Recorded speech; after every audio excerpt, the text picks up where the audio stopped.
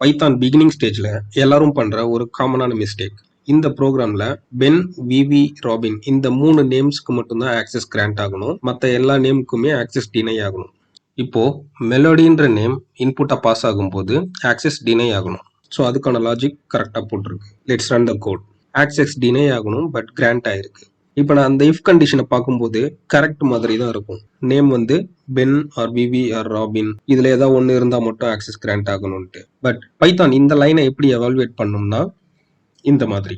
First if கண்டிஷன்ல name equals பென்னு check பண்ணும், இல்லை so it return false. Next or கமாண்டுக்கு அடுத்த பிளாக்குக்கு போகும்போது இங்க எந்த கண்டிஷனல் ஸ்டேட்மெண்ட்டுமே கொடுக்கல, ஜஸ்ட் ஸ்ட்ரிங் மட்டும் தான் கொடுத்துருக்கு. ஸோ பைத்தான் வந்து இதை ட்ரூன்னு தான் ரிட்டர்ன் பண்ணும்.